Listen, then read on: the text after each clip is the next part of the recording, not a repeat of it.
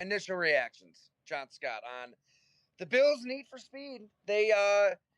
We've got a lot to get into on this pick, but I want your take first. It goes away from some of their core values at the position, which is tackling and size. And frankly, he's undersized. I think part of that is what contributes to his poor tackling. And I think if you're going away from that, I think it's an interesting philosophical shift. And I'm not saying I disagree with it in terms of the upside, maybe with the playmaking and the speed, and how it's not just, hey, this guy ran great in spandex at the combine. It translates into recovery speed that you see on tape. But it is just an interesting thing to see them say, hey, I don't think, I think we're willing to give up on something that we usually would maybe value higher because of the upside the player can bring.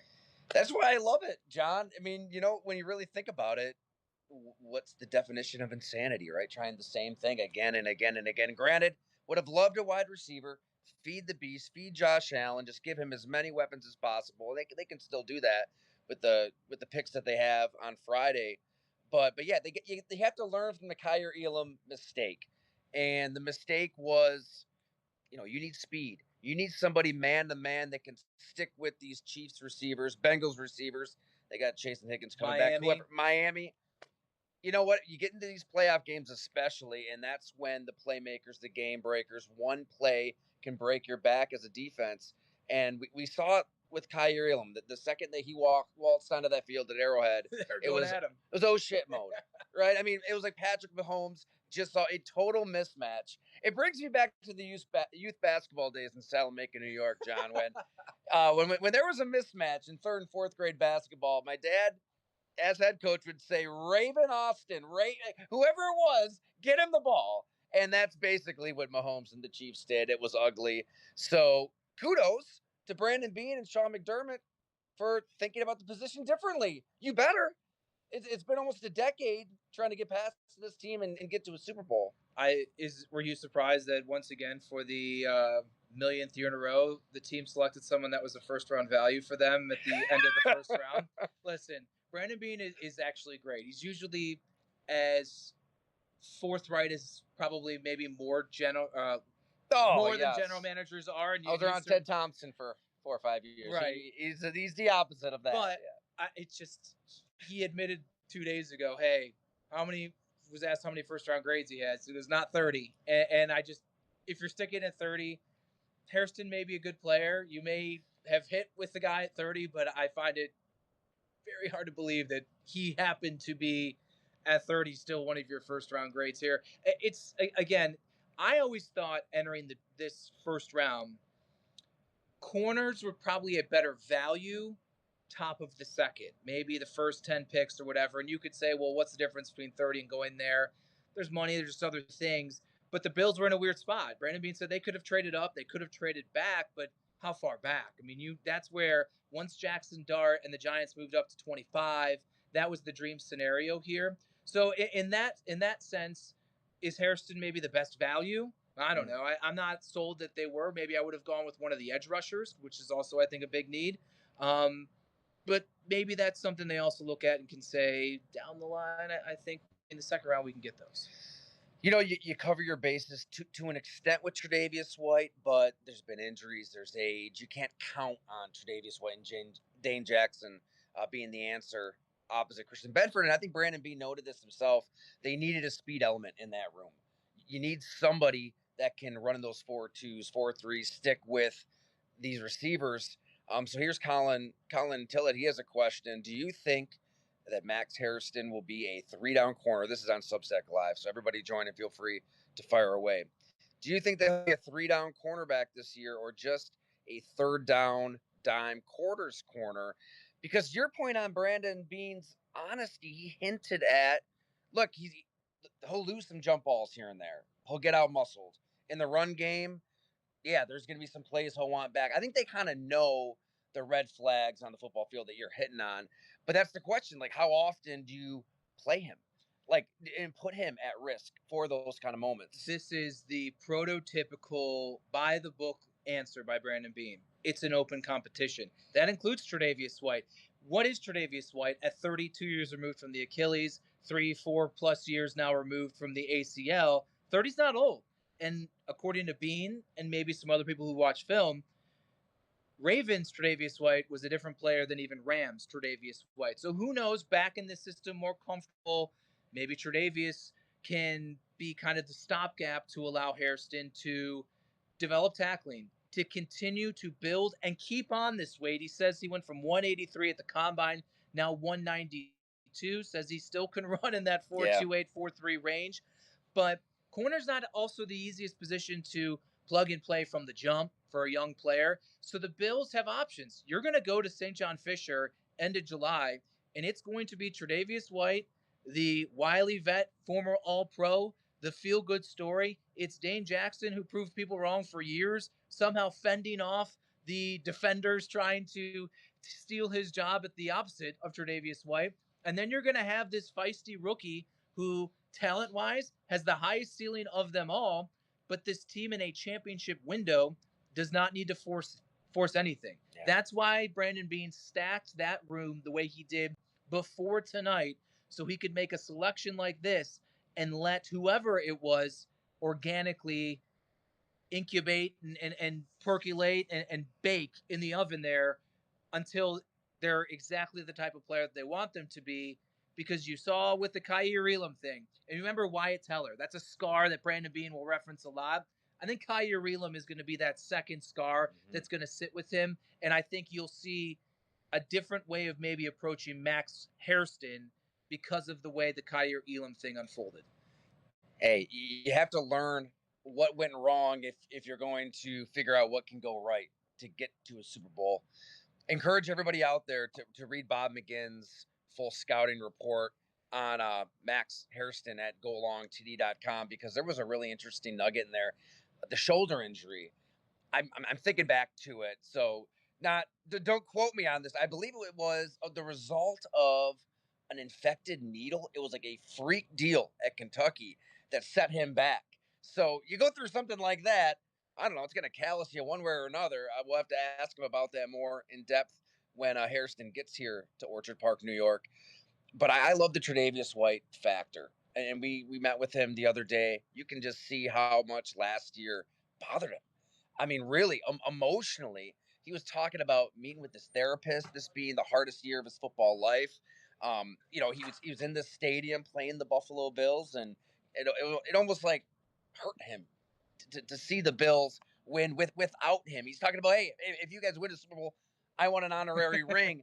I know it sounds sappy, it sounds corny, but there is something to that. This is somebody that was drafted back when Doug Whaley and Jim Onis, our pal, when he was still around as the director of personnel. He's been through it all with Sean McDermott with the Buffalo Bills, and I think that that has to mean something. So whatever his role is, I can see him genuinely taking that role on and helping a rookie in every conceivable way. Like, maybe size-wise, there's going to be some real limitations for Hairston, but he's going to have another coach in the room in Tre'Davious White who is willing to help. That's not always the case.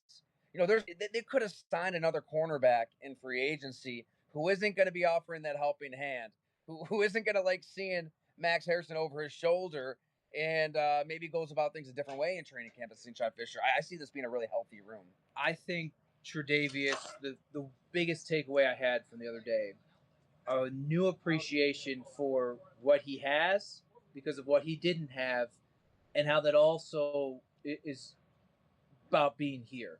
And he's going to do what he has to do and anything he can do to stay here. And to your point, he's a competitor. He wants to start. He wants to show he can still be, take away Trey and that all-pro type guy.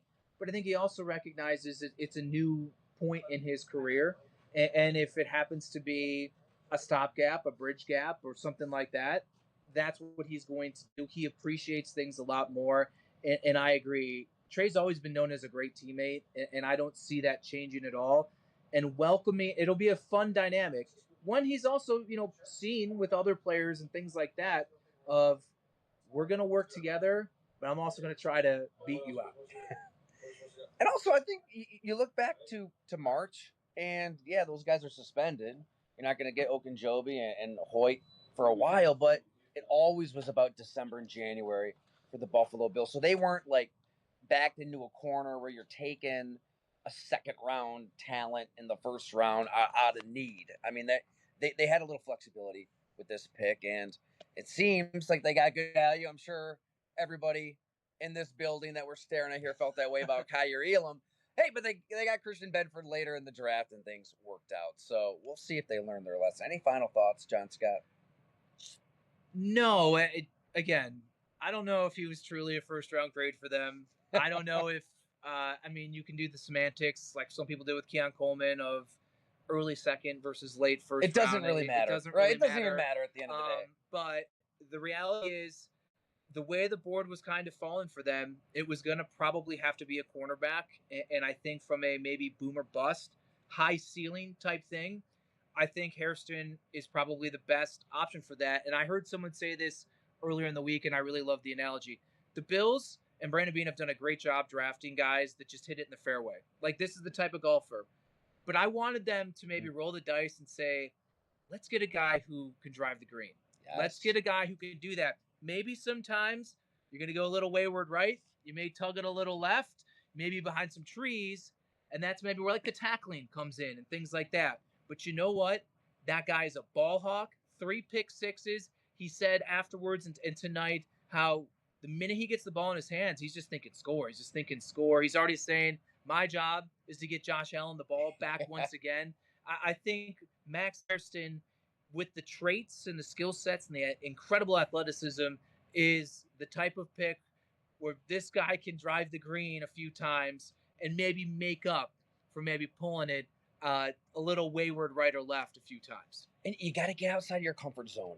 It feels like this is a draft pick that took the Bills a little outside of their comfort zone at a cornerback position, as they should. It's been good. It hasn't been great. You get into the playoffs, something's missing. Take a chance. It was interesting, though. Brandon Beane brought up the play. I think he stuck with Isaiah Bond from Texas. Maybe the fastest receiver in this draft, if not, it's Matthew Golden's teammate. But that's a player they could have taken in the first round. They had some wide receivers on the board. Love the idea of giving Josh Allen as many weapons as you possibly can. That could have been a speed element for this team. So, I don't know. I'm going to be interested to see where Isaiah Bond's career goes, where Hairston's career goes. That's kind of what makes it fun. They could both wind up here. They could. I mean, you never know. The draft is not over. 2 second-round picks, and Bonds had an interesting kind of evaluation period through the pre-draft process, which we know ebbs and flows because it seemingly goes on forever. Maybe in that 4th round, he could even still be there. I think wide receiver is absolutely still in the mix here in maybe the middle portion for the Buffalo Bills. Boy, for so long, isn't it weird just to see the Bills picking at the end of the first round? I mean, we're both familiar with the olden days of the drought and, the CJ Spillers. I mean, you can go back to the JP Losmans, and it was like the draft just had a different buzz to it because hope is in the air, but it was almost like the fan base here. I was just, driving with my brother and some friends. We got some wings at 911 Tavern. They don't sponsor anything. Their wings are just the best. Everybody should eat them. And we're driving back, and we're looking over that stadium, which I don't know if people can see it, off of the 219. And I'm like, guys, I mean, it feels like there was just more hype and excitement around the Buffalo Bills this time of year because fans are just dreaming, holy shit, one day this team's going to be in the playoffs. And we don't know what's going to happen. So everybody gets excited over anything that's done, trading up for Sammy Watkins, you name it. And now it's just kind of like, picking in the 30s, filling a hole here and there. And maybe this player contributes, maybe not. It's 17 years not making the playoffs. There was something kind of special about being bad, I feel like, for the fans here. And the element of hope in the unknown. It's like you just told all these, there's no Santa Claus anymore. You're going to be in the playoffs every year. You're going to be a Super Bowl contender every year. But hey, here's a cornerback that may or may not be a piece that helps you get there. It's a funny dynamic talking to fans. I had one guy tell me Beane blew it again, and he let Malachi Starks go to the Ravens and let this team get this guy. And I'm thinking, I mean, the board fell as it may. It's 30. What do you want this guy to do? Mortgage the future here. And the funny thing is Hairston. Yeah, we're talking about a first round pick that may or may not be super impactful. You know who has or has not really been impactful? Keon Coleman. You know who really hasn't been impactful? Dalton Kincaid. You know who absolutely wasn't impactful? Kyer Elam. The first round pick conversation around Beane is great as he has been building this entire roster. This is where he hasn't hit the home runs. He's maybe hit doubles, good, decent contact hitters, but there hasn't been anything outside of Elam. There hasn't been a bust, but there hasn't been the boom. And we'll see if Max Hairston can be that guy. Great analysis. Hey, thank you everybody for hanging out with us here on Substack Live at One Bills Drive. That's John Scott of WGRZ. And also, yeah, we hung out for a happy hour. Was that before the Ravens game, I believe, at Fatty Beer? It was. A few months back. So always like to rope John in. He's one of the best here. Thanks so much for hanging out with us. We'll be back here at the building for more Bills and more NFL coverage at golongtd.com.